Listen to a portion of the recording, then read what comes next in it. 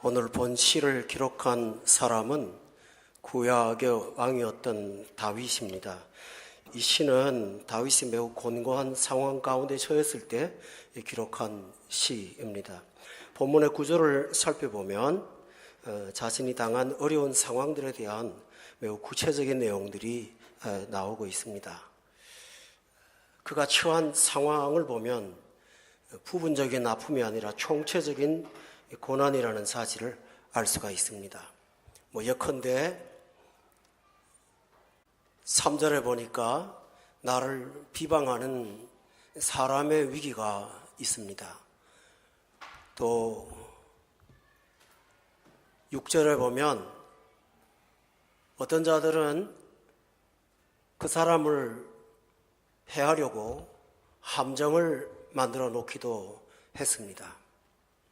4절에 보면 소문을 퍼뜨리는 비방 가운데는 마음에 깊은 상처를 주는 창과 화살과 같은 날카로운 아픔도 있었습니다. 이 모든 것들은 사람의 힘으로는 감당할 수 없는 그런 고난입니다. 이것은 우리 인생을 그려놓은 한 폭의 그림과 같습니다. 이 세상을 살아가는 것은 결코 쉽지가 않습니다. 경제적으로도 어려움이 있지만 무엇보다도 인간의 죄성 때문에 이 세상은 악과 고통이 언제나 상존합니다. 그래서 우리는 영향을 받지 않고 살 수가 없습니다. 마음의 감정도 아플 때가 있고 우리 영혼까지 고통을 당할 때가 있습니다. 만약에 여러분이 세상에 주는 위기에 여러분 자신을 방치하고 관리하지 않는다면 열등감, 미래에 대한 두려움으로 인한 우울증, 불안, 갈등 이런 많은 문제들을 끌어안고 살게 됩니다.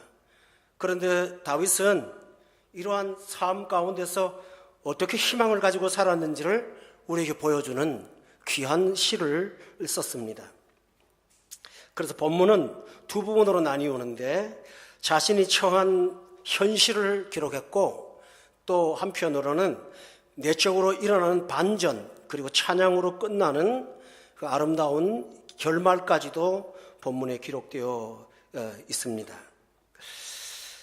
영혼의 반전의 이유가 오늘 본문에 보면 외부에는 아무것도 없습니다. 그의 내면에 있다는 사실을 발견하게 되는데 이 내면의 자체적인 이유가 아니고 그가 모시고 있는 하나님이 영혼의 반전을 일으킨 궁극적인 원인이라는 사실을 말씀하고 있습니다.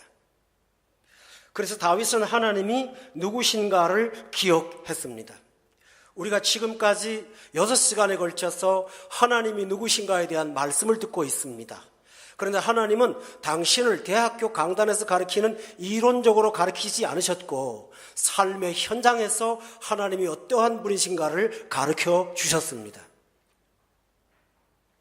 다윗도 하나님이 누구신가를 깨닫고 나서야 영혼의 반전이 일어났습니다. 영국의 설교가인 찰스 스펄전은 이렇게 말했습니다. 보잘것없는 인간이 하나님을 안다는 것만큼 자랑스러운 것이 또 있을까?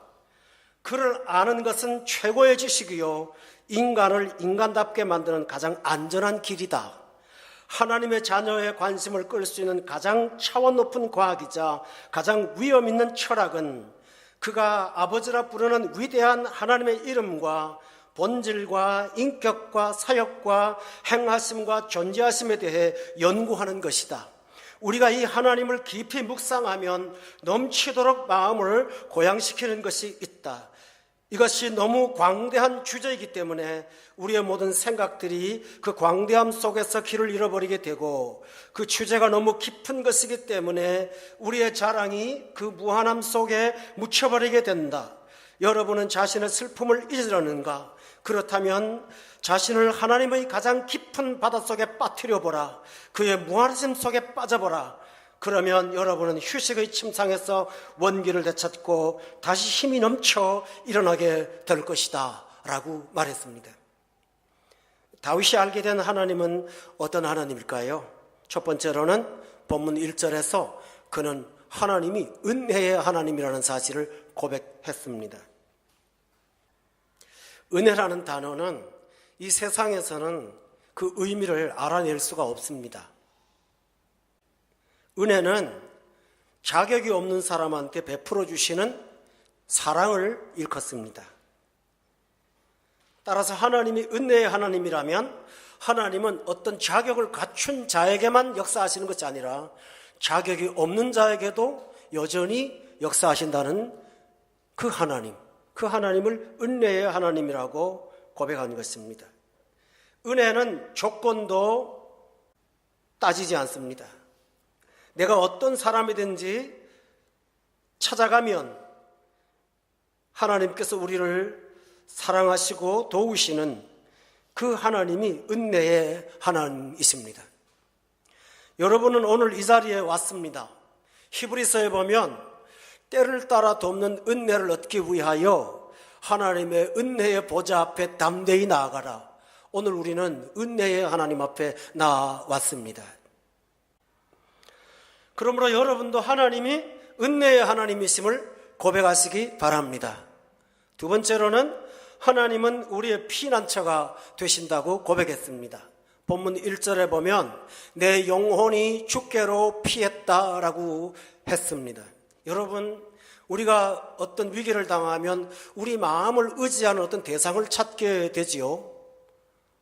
어떤 경우에는 돈을 대상으로 의지할 때가 있지요. 가지고 있는 잔고가 얼마인지에 따라서 우리는 거기에다가 의지하고 살 때가 있지요. 의지를 한다는 사실은 그것이 우리의 피난처가 된다는 사실이 아니겠습니까? 그런데 다윗은 영혼이 주께로 피했다라고 고백했다면 하나님만이 피난처라는 사실을 고백한 것입니다. 하나님은 어떤 분이십니까? 1절에 보면 주의 날개 그늘 아래 우리를 보호하신다고 말씀하셨습니다. 날개라고 하는 것은 어미새가 어린 새들을 그 날개 아래 품어서 외부의 위험으로부터 보호하는 것을 주의 날개라고 표현합니다. 그러나 굉장히 깊은 의미가 있습니다. 이것은 성소와 관련이 있습니다. 하나님의 구약시대의 성소 안에는 두 영역으로 나뉘어져 있는데 성소와 치성소가 있습니다. 근데 치성소 안에 들어가면 딱 하나의 기명이 있는데 그것은 사각적인 통으로 되어 있는 가시나무로 만든 통이 있습니다. 그 속에는 세 가지 물건이 들어있는데 하나는 이스라엘 백성들이 40년 동안 광야에서 아침마다 거두었던 만나가 들어있습니다. 또 하나는 거기에 하나님이 십계명을 주셨던 돌판 2개가 들어있습니다.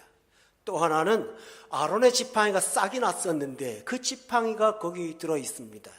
그런데 이 세 가지는 기적의 산물이지만 동시에 인간의 죄의 상징들이요 증거들입니다. 그러므로 그것은 어떤 구별된 특별한 보물이 아니라 우리의 죄를 일컫는 것이 상자 안에 들어있었습니다. 그런데 그 상자의 뚜껑을 덮고 상자는 쫙한 가시나무로 되어 있는데 뚜껑을 매우 화려한 금으로 조각을 해놓았습니다. 그 조각상에 보면 천사가 날개를 피고 있습니다. 그리고 금으로 아름답게 조각을 해놓았는데 금빛 찬란하지는 않습니다. 왜냐하면 제제사장이 가끔씩 들어와서 그곳에 잡았던 양의 피를 잔뜩 부어놓았기 때문입니다. 그 뚜껑을 일컬어서 속죄소라고 말합니다. 그때 그 속죄소를 일컫는 그 장소에 날개가 있습니다. 이것이 주의 날개입니다. 주의 날개 그늘 아래는 누굴까요? 거기 들어가서 보호받을 수 없는 사람을 보호하시겠다고 하시는 것이 주의 날개입니다. 자격이 없는 사람을 보호하시겠다고 하는 것이 주의 날개입니다.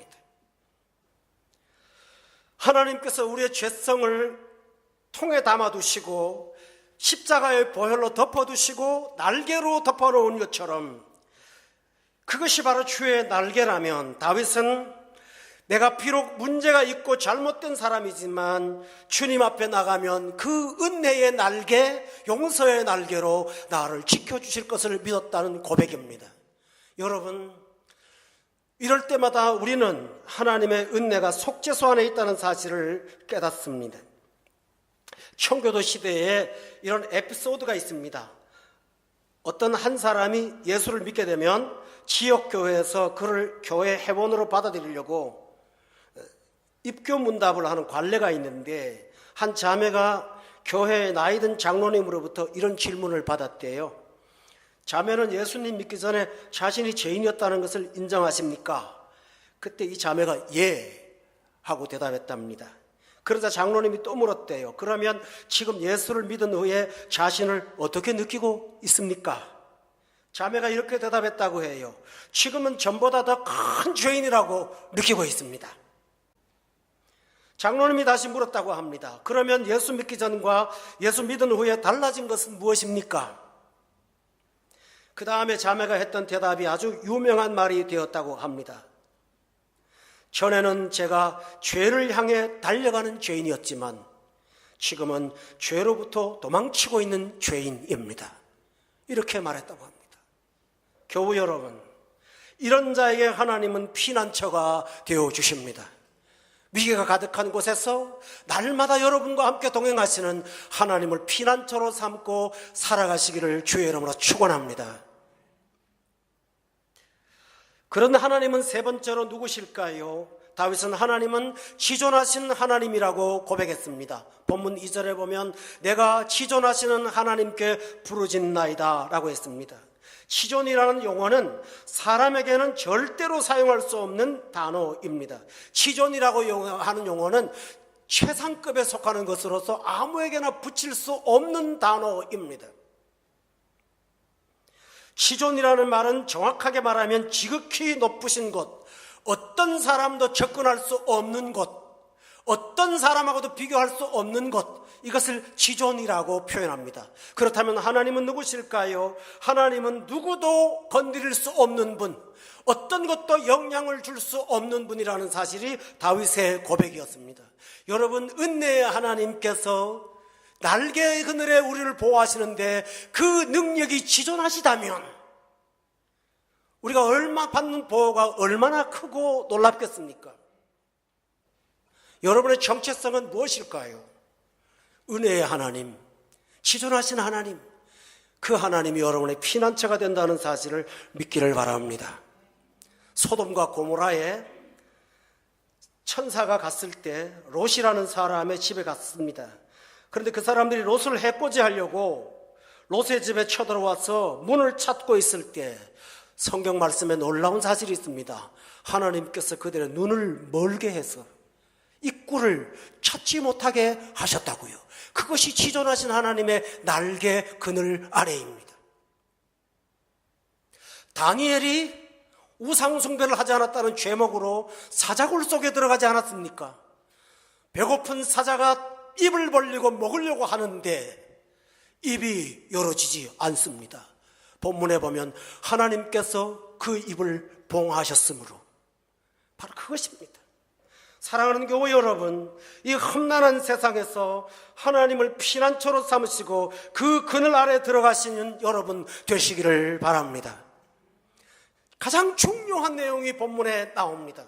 지금까지 말씀드린 것은 서론에 불과한데요, 아주 중요한 내용이었죠. 이 좋으신 하나님이 나하고 어떤 관계에 있는지를 2절에 보면 이렇게 말씀하십니다. 곧 나를 위하여 모든 것을 이루시는 하나님, 그 좋으신 하나님이 나를 위하여 일하신다는 사실을 다윗은 고백했습니다. 나를 위하시되 모든 것을 이루시는 하나님, 내 삶의 건강, 내 삶의 미래, 내 삶의 소원, 내가 가지고 있는 가정의 문제, 이 모든 것을 하나로 묶어서 모든 것을 이루시는 하나님, 나를 위하여 주시는 하나님, 아무리 그분이 지극하시고 존귀하시고 높으시고 은혜롭다고 해도 그분이 나와 상관이 없다면 무슨 상관이 있겠습니까? 그런데 그 하나님이 나를 위하여 모든 것을 이루신다는 사실을 성경은 말씀하고 있다면 여러분도 그 신앙의 고백으로 날마다 살아가시기를 주의 이름으로 축원합니다. 요셉이라는 사람은 야곱의 12아들 가운데 11번째 아들로 태어났지만 형들에게 미움을 받아서 애굽의 종으로 팔렸습니다. 그렇지만 하나님께서 그를 보호하셨습니다. 먼 훗날 그가 깨달은 것은 하나님께서 자신을 애굽에 보내셨다는 사실을 깨달은 것입니다.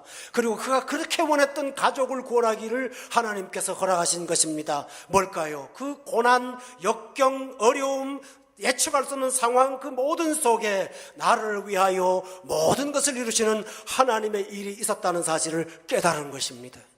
그러므로 성도 여러분, 이 좋으신 하나님의 신앙의 고백이 여러분의 하나님이라는 사실을 믿고 살아가시기를 주의 이름으로 축원합니다. 어떤 하나님이십니까? 나를 위해서 일하시는 하나님은 구원의 하나님이 있습니다. 본문 3절에 보면 그가 하늘에서 보내사 나를 삼키려는 자의 비방에서 나를 구원하신다고요. 나를 위하시되 하나님은 하늘에 있는 존재들을 보내서 우리를 구원하심으로 다윗을 위기에 빠뜨리려고 숨겨둔 그물, 파놓은 웅덩이, 그 많은 곳의 위기를 하나도 당하지 않도록 하나님께서 그를 보호하셨다는 사실을 기억하시기를 바랍니다. 다윗이 고통 속에서 이 사실을 묵상했습니다. 깨달았습니다. 그리고 나서 마음속에 영혼의 반전이 일어났습니다. 1절에 그는 탄식으로 기도했습니다. 내게 은혜를 베푸십시오. 내가 주님 앞에 피합니다. 이 재앙이 지나가기까지 나를 보호해 주세요 하고 기도했던 그가 영혼에서 찬양이 나옵니다. 뭐라고 말하는지 아세요? 7절에 보니까 하나님이여 내 마음이 확정되고 내 마음이 확정되었사오니 라고 고백하는 것입니다. 우리가 하나님이 누구신지를 믿고 신뢰하면 염려와 번민으로 갈팡질팡했던 내 마음이 정리되고 확정된다는 사실을 본문은 말합니다. 확정된다고 그랬어요. 이 중요합니다. 앞날을 어떻게 살 건가 하는 두려움으로 어떻게 대처해 나갈 건가 하는 여러 가지 난감한 입장에서 하나님이 누구신지를 고백하는 사람은 그의 마음이 확정되고 확정된다고 말하고 있습니다. 여러분 오늘 이 주일날 와서 말씀 들으시고 번민과 여러 가지 염려와 근심으로부터 가득 찬 여러분의 마음에 중심이 분명히 서시고 확정되시는 여러분이 되기를 바랍니다. 누가요? 하나님만 고백하면 확정된다는 사실을 깨우쳐주고 있습니다. 한나라는 여성을 기억하시죠? 남편이 자식을 얻기 위해서 둘째 부인을 얻었습니다. 얼마나 큰 고통일까요? 둘째 부인에게서는 자식이 있었고 한나는 여전히 자식이 없었습니다. 그래서 하나님 앞에 슬픈 마음으로 금식하며 기도했습니다. 올라갈 때 마음에 분노가 일어나서 성경에 보면 그의 마음이 분노로 가득 차서 기도를 해도 분노에 가득 차서 있었습니다. 그런데 기도를 마치고 나아가는데 그 당시에 제사장이었던 엘리 제사장이 너 왜 그러고 있느냐고 야단을 칩니다. 술 취한 거 아니냐고. 그때 한나가 저는 술을 취한 것이 아니라 내 마음속에는 아픔을 통한 것밖에 없습니다 하고 자신의 기도 제목이 무엇인지를 알려주었습니다. 그때 엘리가 이렇게 말합니다. 하나님이 너의 기도를 응답하실 거야. 그런데 신기하게 그 말 한마디에 한나가 성전 밖에 나오면서 마음이 확정되는 것입니다. 마음이 정리가 되는 것입니다. 그래서 집에 가서 하나님을 믿고 음식을 끊었던 그가 금식을 풀고 식사하기 시작했다고 말하고 있습니다. 마음이 해결된 것입니다. 이런 일들은 성경에 수도 없이 나오는 진리들입니다. 따라서 사랑하는 교우 여러분, 하나님이 누구신지를 깨닫고 나면 여러분의 흔들리는 마음이 확정된다는 사실을 믿으시기 바랍니다. 오늘 현대인들의 마음의 고통이 얼마나 큰지요. 전 세계에서 가장 많이 팔리는 약들이 스트레스를 해결하는 종류의 약들이라고 들었습니다. 병원에 가면 아무 병이 없는데 몸은 너무 피곤하고 미래에 대해서 너무 불안하고요. 과거에 직장은 한 번 들어가면 평생직이 많았지만 지금은 내일을 알 수 없는 상황 속에 살아가지 않습니까? 여러분, 이 급박한 세상 속에서 여러분의 마음을 붙잡을 수 있는 것은 하나님이 나를 위해서 모든 것을 이루시는 하나님이라는 사실을 믿는 것입니다.